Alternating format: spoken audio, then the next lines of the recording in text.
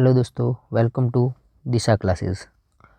तो अपन पढ़ रहे थे चैप्टर 2 के क्वेश्चन आंसर। ठीक है, तो अपन इसको आगे कंटिन्यू करते हैं। देखिए, आप शांति से इसको देखिएगा, इस प्रश्नों को बड़े उतार लीजिएगा और मतलब नोट कर लीजिएगा, और इनको पढ़ना है, याद करना है, आपको बार बार इसको रिवाइज करना है। ठीक है, तब जाके आपकी, और बार बार इस वीडियो को सुनना है ध्यान से। ठीक है, तब जाके आपको मैं क्या कहना चाहता हूँ वो आपको सब समझ में आ जाएगा, क्योंकि आपने एक बार, मुझे लग रहा है कि आपने एक बार इस चैप्टर को ज़रूर पढ़ा होगा, टीचर ने पढ़ाया होगा एक बार इस चैप्टर को। ठीक है, तो आपको एक बार में पढ़ते ही आपको समझ में तो आ जाएगा, लेकिन अगर फिर भी समझ में नहीं आए तो आप इसको, वीडियो को बार बार रिवाइज करें, देखें इसको मैं क्या कहना चाहता हूँ, आपको ऑलरेडी समझ में आ जाएगा। अब देखिए आगे, समझिए इस चीज़ को। मैं इंपॉर्टेंट क्वेश्चन ही करवाऊँगा, ऐसे बहुत सारे क्वेश्चन है इसमें, लेकिन सारे क्वेश्चन करवाने का कोई मतलब नहीं है। इंपॉर्टेंट क्वेश्चन जो आपके एग्ज़ाम के लिए ज़रूरी है वही। ठीक है, देखिए, H+ आयन की सांद्रता का विलयन की प्रकृति पर क्या प्रभाव पड़ता है। H+ आयन की सांद्रता देखो, तो H+ आयन की सांद्रता बढ़ने पर विलयन अधिक अम्लीय होता है। हम जानते हैं कि विलयन में जब H+ आयन ज़्यादा होता है तो विलयन ज़्यादा अम्लीय होता है, तथा H+ आयन की सांद्रता घटने पर विलयन कम अम्लीय होगा, और जब विलयन अम्लीय कम होगा तो इसका मतलब वो उसमें क्षारीयता का गुण बढ़ेगा। तो देखिए, अम्लीय गुण directly proportional to H+ ion की सांद्रता, यानी कि अम्लीय गुण बढ़ेगा जब H+ आयन की, देखो प्रोपोर्शनल में दो होते हैं, एक तो होता है आपका प्रोपोर्शनल में, देखो एक तो होता है जैसे अम्लीय गुण में इसको एसिडिटी बोल सकते हो। ठीक है, तो एक तो होता है डायरेक्टली होता है, तो मैं बोलूँ H+। ठीक है, तो H+ बढ़ेगा तो एसिडिटी भी बढ़ेगी। ठीक है, और H+ कम होगा तो ये अम्लीय गुण भी कम होगा। अब देखिए, एक होता है इन्वर्सली। इन्वर्सली का मतलब इन्वर्सली, जैसे मान लो मैं अगर H+ बोल दूँ, यहाँ पे NaOH बोल दूँ, OH बोल देता हूँ, देखो समझो A, ठीक है, OH- बोल दूँ, इसका मतलब देखो OH- बढ़ेगा तो एसिडिटी क्या होगी, कम होगी, यानी OH- बढ़ेगा तो अम्लीय गुण कम होगा, और OH- घटेगा तो अम्लीय गुण बढ़ेगा। तो ये होता है जो विपरीत होता है प्रोपोर्शनल में। ठीक है, तो वो उल्टा काम करता है। ठीक है, अब देखिए आगे, ये डायरेक्टली प्रोपोर्शनल है, इसका मतलब ये भी बढ़ेगा तो ये भी बढ़ेगा, और इन्वर्सली होता है, एक बटे में होता है तो वो बढ़ता है तो वो घटता है, वो घटता है तो वो बढ़ता है, ऐसा होता है। तो यहाँ पे H+ आयन की सांद्रता बढ़ेगी तो उस विलयन का अम्लीय गुण भी बढ़ेगा। क्या क्षारकीय विलयन में H+ आयन होते हैं?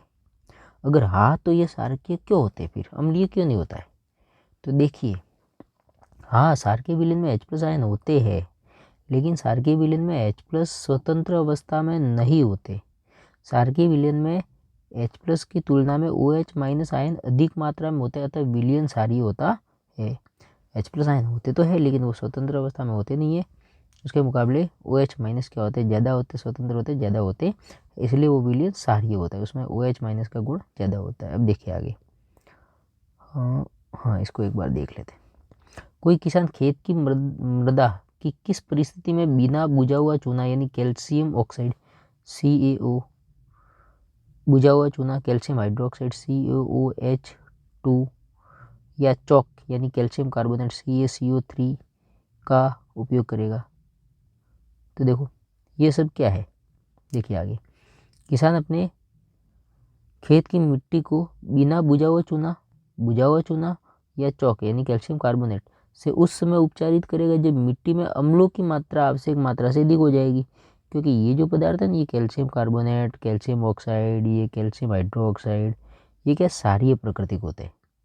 तो जब मिट्टी में अम्लता की मात्रा बढ़ेगी तो ये क्षारक डालेंगे ना अपन, तो मिट्टी में जो अम्ल है उसकी अम्लता को थोड़ा कम कर देंगे, और वो अम्ल का गुण वहाँ पे प्रभाव थोड़ा खत्म हो जाएगा। जो मिट्टी की अम्लता को उदासीन कर देते हैं तो ये क्षारीय होते हैं, और मिट्टी की अम्लता को दूर कर देते हैं। इसलिए किसान, जब मिट्टी क्षारीय होती है, अम्लीय होती है, तब ये किसान क्षार के पदार्थ डालता है मिट्टी में। देखिए, इम्पोर्टेंट क्वेश्चन है। इम्पोर्टेंट क्वेश्चन का मतलब CaOCl2 का यौगिक का प्रचलित नाम क्या है? तो CaOCl2, इसको अपन बोलते हैं calcium oxy chloride. CaOCl2 calcium oxy chloride, इसको वास्तव में देसी लैंग्वेज में बोलते हैं, इसको ब्लीचिंग पाउडर या विरंजक चूर्ण बोलते हैं। कपड़ों का रंग उड़ाने में काम आता है। कपड़ों का ही नहीं, कागज़ फैक्ट्री में कागज़ का रंग उड़ा सकते हैं, ठीक है। और कोई अगर लकड़ी वगैरह की फैक्ट्री है, पेंट वगैरह की है तो उसका रंग उड़ा सकते हैं। बहुत सारी चीज़ों में ये काम आता है। उस पदार्थ का नाम बताइए जो क्लोरीन से क्रिया करके विरंजक चूर्ण बनाता है। तो क्लोरीन से क्रिया करके विरंजक चूर्ण यानी CaOCl2 बना रहा है, यानी कि CaOH2 यानी कि कैल्शियम हाइड्रोक्साइड, यानी कि बिना बुझा चूना। बिना बुझा चूना यानी कैल्शियम हाइड्रोक्साइड क्लोरीन से क्रिया करके CaOCl2 बनाता है। अब देखिए, कठोर जल को मृदु करने के लिए किस सोडियम यौगिक का उपयोग किया जाता है। तो कठोर जल को मृदु करने के लिए Na2CO3.10H2 यानी कि सोडियम कार्बोनेट यानी कि धोने का सोडा का उपयोग किया जाता है। इससे जल की स्थायी कठोरता को हटाया जाता है। अब देखो आगे, सोडियम हाइड्रोजन कार्बोनेट के विलयन को गर्म करने पर क्या होगा। इस अभिक्रिया के लिए समीकरण लिखो। तो सोडियम हाइड्रोजन कार्बोनेट यानी कि NaSCO3, मैंने बोला था आपको बेकिंग सोडा, बेकिंग पाउडर, ठीक है। तो सोडियम हाइड्रोजन कार्बोनेट के विलयन को जब अपन गर्म करते हैं तो सोडियम कार्बोनेट बनता है, H2O बनती है और उसमें से कार्बन डाइऑक्साइड गैस निकलती है, CO2 गैस निकलती है। वो जो खमीर को फुला देते हैं, ठीक है। जो होता है ना केक वगैरह बनाते थे उसमें खमीर, वो फूल जाता है, ऊपर उठ जाता है, ऐसे फूला हुआ हो जाता है, तो वो CO2 के कारण, क्योंकि उसमें से गैस छेद करते हुए उसमें से बाहर निकलती है। इसलिए चीज़ों को ध्यान से सुनिएगा, आराम से सुनिएगा, समझिएगा, सोचिएगा, याद करिएगा, आपके एग्ज़ाम में बहुत सहायता करेंगे आपकी। देखिए, प्लास्टर ऑफ पेरिस की जल के साथ अभिक्रिया। प्लास्टर ऑफ पेरिस जब अपन यूज़ करते हैं तो क्या उसकी जब जल के साथ अभिक्रिया हो जाती है, तो देखो कैल्शियम सल्फेट अर्धहाइड्रेट का मतलब CaSO4 डॉट आधा H2O जल मिलाते हैं तो उसकी क्षमता ही इतनी है कि वो एक अणु में कितना, 1.5 अणु जल का होना चाहिए, वो मिक्स हो जाता है। तो कैल्शियम सल्फेट आधा H2 और 1.5 H2O, ये मिला के आधा और 1.5 कितना हुआ, 2। तो कैल्शियम सल्फेट CaSO4.2H2O, और ये 2H2O वाला जल का अणु वाला है ना, ये पूरा CaSO4.2H2O, ये जिप्सम कहलाता है। जब इसमें जल नहीं मिला हो तब तो ये प्लास्टर ऑफ पेरिस है, जब इसमें जल मिल जाता है तब ये जिप्सम बन जाता है। और जिप्सम थोड़ा हार्ड कठोर पदार्थ होता है और चमकीला होता है। प्लास्टर ऑफ पेरिस एक सफ़ेद चूर्ण है जो जल मिलाने पर जिप्सम बनकर कठोर ठोस पदार्थ बन जाता है। आगे बात करते हैं अपन। देखिए, पाठ्यपुस्तक के प्रश्न है ये, कोई विलयन लाल लिटमस को नीला कर देता है, यानी अम्ल तो नीले को लाल, अनिल कपूर, अनिल, अम्ल नीले को लाल, तो ये कर रहा है लाल को नीला, यानी कि सार होगा, और सार होगा तो इसका मतलब इसका pH तो 7 से ज़्यादा होना चाहिए। ये भी नहीं है, ये भी नहीं है, ये भी नहीं है, बचा कौन, ये। पढ़ा है आपने, आपको पता है, बेसिक नॉलेज मेरे हिसाब से आपको होगी, ठीक है। कोई विलयन अंडे के पीसे हुए कोश से विक्रिया कर, अंडे का जो कोश होता है उससे विक्रिया कर एक गैस उत्पन्न करता है जो चूने के पानी को दूधिया कर देता है। आपको पता है चूने के पानी को दूधिया करने वाली गैस, इस विलयन में क्या होगा, सिंपल सी बात है, अम्ल। क्या होगा, अम्ल HCl होगा। क्या होगा, HCl, ठीक है। देखिए आगे,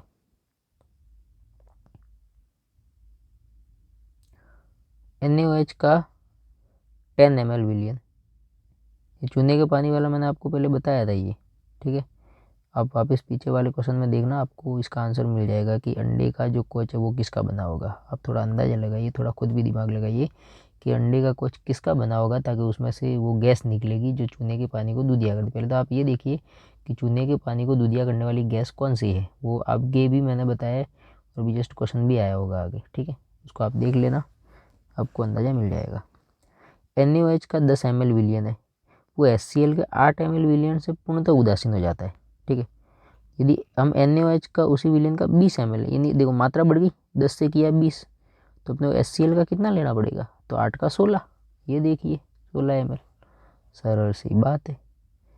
अपच यानी पेट में पच नहीं रहा है जो खाना खाया उसका, तो अपच का उपचार करने के लिए निम्न में से किस औषधि का उपयोग होता है। भाई सिंपल सी बात है, अपच यानी जब ज़्यादा मात्रा में हो जाता है या खाना किसी वजह से नहीं पचता है तो क्या पेट में दर्द होने लगता है, यानी अम्लता की मात्रा बढ़ जाती है पचाने के लिए, पेट ज़्यादा अम्ल स्रावित करने लगता है, इसलिए अपने को क्या उस अम्ल की वजह से पेट में जलन होती है। उस पेट की जलन को कम करने के लिए अपन एंटासिड का मतलब है एंटी एसिड, यानी एंटी एसिड पदार्थों का उपयोग करते हैं या औषधि का उपयोग करते हैं, ताकि वो एसिड को क्या कर दे, न्यूट्रल कर दे, उदासीन कर दे।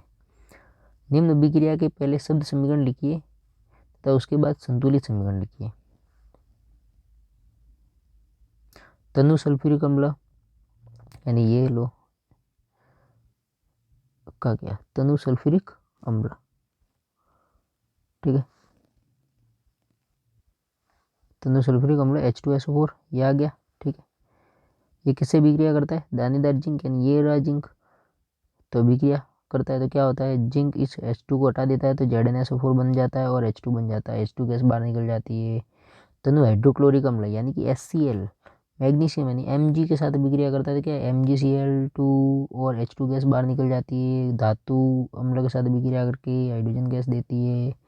फिर तनु सल्फ्यूरिक अम्ल एल्यूमिनियम चूर्ण के साथ लो, तो ये H2SO4 और ये रहा आपका एल्यूमिनियम चूर्ण, तो यही Al2SO4 और H2 बाहर निकल जाती है। लोहा हाइड्रोक्लोरिक अम्ल HCl के साथ Fe, तो FeCl2 और H2 गैस बाहर निकल जाती है।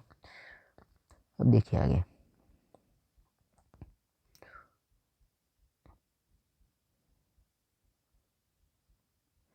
ये अपन पढ़ते देखिए, आश्रित जल विद्युत का चालन क्यों नहीं करता, जबकि वर्षा जल विद्युत का चालक होता है, तो क्यों। तो आश्रित जल क्या होता है, पूर्ण रूप से क्या होता है, शुद्ध होता है, इसमें किसी भी प्रकार के आयनिक यौगिक नहीं होते, अतः ये उदासीन होता है, इस कारण विद्युत का चालक नहीं होता। जबकि वर्षा जल में क्या था, अम्लीय गैसें जैसे CO2 आदि घुलकर वर्षा जल में ये घुल जाते और कार्बनिक अम्ल बना देते, जिससे वर्षा जल अम्लीय हो जाता है, और जब अम्लीय होगा तो उसमें H+ आयन होगा, H+ आयन है तो आयन की विद्युत का चालन करता है, तो इस कारण ये वर्षा जल विद्युत का चालन करता है, ठीक है। वर्षा जल में जो अम्लीय गैसें मिल जाती CO2 वगैरह और ये कार्बनिक अम्ल वगैरह बना देते, वर्षा जल अम्लीय हो जाता, अम्लीय है तो उसमें H+ आयन होगा, तो आयन है H+ आयन है तो आयन विद्युत का चालन करता है। जल की अनुपस्थिति में अम्ल का व्यवहार अम्लीय क्यों नहीं होता, मोस्ट इंपॉर्टेंट क्वेश्चन है। जल की अनुपस्थिति में कोई अम्ल आयनित नहीं होता है, अनुपस्थिति में यानी कि जल अम्ल है लेकिन उसमें अगर जल नहीं है तो वो आयनित नहीं होगा, उसमें से H+ टूट नहीं पाएगा, अलग नहीं हो पाएगा, मुक्त नहीं हो पाएगा। अतः जल की अनुपस्थिति में अम्लों से हाइड्रोजन आयन पृथक नहीं हो पाते, चूँकि हाइड्रोजन आयन ही अम्लों के अम्लीय व्यवहार के लिए उत्तरदायी होते, अतः इसकी अनुपस्थिति में अम्ल अम्लीय व्यवहार प्रदर्शित नहीं कर सकते। अरे हाइड्रोजन आयन पृथक तो होने चाहिए, वो भाई उनकी उपस्थिति का पता तो होना चाहिए कि हाइड्रोजन आयन है, ठीक है। तो हाइड्रोजन आयन जब पृथक होंगे तभी वो अपना व्यवहार प्रकट कर पाते हैं, तो जल की अनुपस्थिति में तो वो पृथक होंगे नहीं, इसलिए अम्ल का व्यवहार अम्लीय नहीं होता। आगे देखिए आप, ये ठीक है, ये प्रश्न ठीक है। देखिए ताजे दूध के pH का मान 6 होता है, ठीक है। दही बन जाने पर इसके pH के मान में क्या परिवर्तन होगा, देखो दही होता है अम्ल, तो अम्ल बनेगा यानी pH का मान कम होगा, तो ताजे दूध के pH का मान 6 होता है, अर्थात ये हल्का सा अम्लीय है। जब इसका किण्वन होता है तो लैक्टिक अम्ल बनता है, इसमें लैक्टिक अम्ल, लैक्टोबैसिलस नाम का जो जीवाणु होता है वो लैक्टिक अम्ल बनाता है, जिससे दूध दही में बदल जाता है। लैक्टिक अम्ल के कारण इसका अम्लीय गुण बढ़ जाता है और इसका pH मान में और कमी आ जाती है। देखिए, और एक ग्वाला ताजे दूध में थोड़ा बेकिंग सोडा मिलाता है, ठीक है, इसको ध्यान से पढ़िएगा इस क्वेश्चन को। एक ग्वाला ताजे दूध में थोड़ा बेकिंग सोडा मिलाता है, ताज़ा दूध के pH के मान को 6 से बदलकर थोड़ा क्षारीय क्यों बना देता है वो, बेकिंग सोडा मिलाने पर वो थोड़ा उसको क्षारीय बना देता है। क्षारीय बनाने का देखो कारण क्या है, आप सुनना शांति से। क्षारीय इसलिए देखो, अगर वो थोड़ा अम्लीय होगा तो अपने को पता है जब वो उसकी pH जब धीरे धीरे और कम होगी और अम्ल बनेगा तो वो फट जाएगा दूध, ठीक है। तो उसके pH को थोड़ा और ऊपर लेके जाएगा, यानी 6 से थोड़ा ज़्यादा लेके जाएगा ना, तो क्या होगा कि वो pH का मान डाउन होते होते वो उसमें ज़्यादा समय लेगा, और ज़्यादा समय लेने की वजह से उसको थोड़ा फटने में थोड़ा समय ज़्यादा लगेगा, तो उसको वो उतने टाइम तक तो वो यूज़ भी कर लेगा, तो अब देखिए इसको आप पढ़िए, इसमें समझिए शांति से। ताज़ा दूध में थोड़ा बेकिंग सोडा मिलाने पर दूध का पीएच मान 6 से बदलकर थोड़ा क्षारीय हो जाता है, अर्थात पीएच का मान बढ़ जाता है, क्योंकि बेकिंग सोडा NaSCO3 जिसे सोडियम हाइड्रोजन कार्बोनेट कहते हैं क्षारीय होता है। ठीक है, अब यह दुर्बल अम्ल तथा प्रबल क्षार का लवण है, अतः विलयन क्षारीय हो जाएगा। भाई जब बेकिंग सोडा इसमें मिलाएंगे दूध में तो दूध थोड़ा क्षारीय हो जाएगा। अब क्षारीय हो जाएगा यानी कि उसका पीएच का मान लो 6 से बढ़कर 7 या 8 हो गया, मान लेते 8 हो गया। ठीक है, तो पहले तो 6 से 5 होने में, 4 होने में जैसे मान लो 1 घंटा या 2 घंटा लग रहा है, जैसे मान लेते अपन, आप समझिए इस चीज़ को। 6 से जैसे 5 या 4 होने में 2 घंटा लग रहा है मान लेते हैं। ठीक है, तो 5 से 4 होगा, इसका मतलब दूध अम्लीय हो जाएगा, यानी फट जाएगा, लैक्टिक अम्ल बन जाएगा उसमें। ठीक है, अब देखिए मैंने 6 से बढ़ाकर उसको किया 8। अभी जहाँ पे 6 से 5 होने में उसको 1 घंटा, 2 घंटा, 3 घंटा लग रहा है, अब 8 से 5 होने में उसको लगभग और ज़्यादा समय लग, 6-7 घंटा लग सकता है। ठीक है, तो इतने में तो वो दूध मेरा काम भी मैं ले लूँगा, यानी फटने में थोड़ा कम, मतलब थोड़ा ज़्यादा समय लगेगा, इतने में तो मैं उसको काम में भी ले सकता हूँ। अब देखो आगे, तो इससे दूध के परिरक्षण में बनने वाला लैक्टिक अम्ल उदासीन हो जाता है, जिससे दूध जल्दी खराब नहीं होगा, थोड़ा सा समय मिल जाता है दूध को फटने में। ठीक है, तो देखो इस दूध को दही बनने में अधिक समय क्यों लगता है, यही मैंने बताया, क्योंकि बेकिंग सोडा दूध को दही बनने में अधिक समय लगता है, क्योंकि दूध से दही बनना किण्वन की प्रक्रिया है, जो कि एक निश्चित पीएच मान पर ही होती है, जो कि लगभग 7 अर्थात उदासीन माध्यम होना चाहिए, जबकि NaSCO3 मिलाने पर विलयन की पीएच बढ़ जाती है। इससे दूध से दही बनने की प्रक्रिया धीमी हो जाती है, अर्थात दूध को क्षारीय से अम्लीय होने में अधिक समय लगता है, इसलिए इस दूध को दही बनने में अधिक समय लगता है। नॉर्मल NaSCO3 बिना मिलाया दूध वो जल्दी से दही बन जाता है, लेकिन जो NaSCO3 मिलाया हुआ जो दूध है वो थोड़ा ज़्यादा समय लेता है दही बनने में, क्योंकि उसका पीएच थोड़ा ज़्यादा होता है। अब देखिए प्लास्टर ऑफ पेरिस को आर्द्र रोधी बर्तन में क्यों रखना चाहिए, इसकी व्याख्या कीजिए। तो प्लास्टर ऑफ पेरिस नमी के संपर्क में आकर H2O के अणुओं से क्रिया करके, प्लास्टर ऑफ पेरिस होता है भाई CaSO4 डॉट आधा H2O, ये क्या करता है आर्द्र रोधी, यानी कि उसमें जो जल वगैरह, हवा वगैरह नहीं जानी चाहिए। ऐसे बर्तन में क्यों रखते हैं, क्योंकि अगर उसको खुला रख देंगे तो ये जल वाष्प के संपर्क में आकर ये जिप्सम कठोर पदार्थ बना देगा, क्रिया करके कठोर ठोस पदार्थ जिप्सम में बदल जाता है। इस कारण इसे आर्द्र रोधी बर्तन में रखा जाना चाहिए। उदासीनीकरण अपन ने पहले पार्ट में भी पढ़ा, इसमें भी पढ़ते हैं। उदासीनीकरण अभिक्रिया क्या है, 2 उदाहरण दीजिए। उदासीनीकरण अभिक्रिया, जब अम्ल किसी क्षार से अभिक्रिया करता है, यानी अम्ल और क्षारक आपस में क्रिया करते हैं, तब लवण और क्या बनता है, जल। इसे ही उदासीनीकरण अभिक्रिया कहते हैं। आपके एग्जाम में आ जाए तो आपको ऐसा ही लिखना है। फिर अपने क्या करना है, क्षारक का उदाहरण प्लस अम्ल। क्षारक मैंने लिया NaOH, अम्ल लिया HCl, बना NaCl और बना H2O।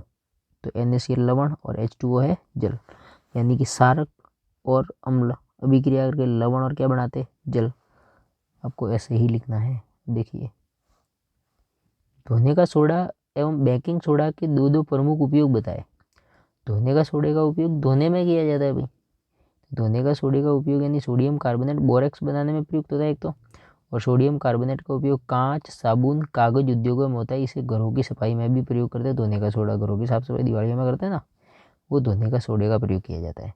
बेकिंग सोडे का, अरे भाई बेकिंग यानी बेकरी, बेकरी यानी कि केक, केक यानी पाव रोटी। ठीक है, तो बेकिंग सोडा यानी sodium hydrogen carbonate NaHCO3 sodium hydrogen carbonate का उपयोग सोडा अम्ल अग्निशामक में किया जाता है। अग्निशामक में भी किया जाता है आग बुझाने वाली मशीनों में। कारण क्या, क्या कि देखिए NaSCO3, देखो CO3 है इसमें, तो जब इसको अग्निशामक में यूज किया जाता है तो ये CO2 मुक्त करता है, और आपको पता है CO2 आग बुझाने में काम आती है, इसलिए इसका उपयोग NaSCO3 का अग्निशामक में भी किया जाता है। और ये एंटासिड है। एंटासिड का मतलब ये एसिड के विपरीत कार्य करता है, ये सारे है, क्योंकि सारी होने के कारण पेट में अम्लता की दिक्कता को उदासीन करके राहत देता है। यानी कि जब पेट दुखने लग जाता है, पेट में जलन होती है, दर्द होता है, तब अपन इस सोडियम हाइड्रोजन कार्बोनेट का भी प्रयोग कर सकते हैं। और बाकी तो आपको पता है, बेकरी के काम में भी बेकिंग सोडा का उपयोग किया जाता है। ठीक है, आज के लिए इतने प्रश्न काफ़ी है। अन्य महत्वपूर्ण प्रश्न जो भी छोटे छोटे प्रश्न है, बस अदर वाले छोटे जितने भी प्रश्न है वो अपन पढ़ेंगे नेक्स्ट वीडियो में। तो आपको और आगे ऐसे वीडियो बहुत सारे चाहिए बढ़िया बढ़िया, तो आप इस चैनल को लाइक करें, सब्सक्राइब करें और शेयर करें दोस्तों के साथ, ताकि दोस्त का भी भला हो जाए। थैंक यू, धन्यवाद।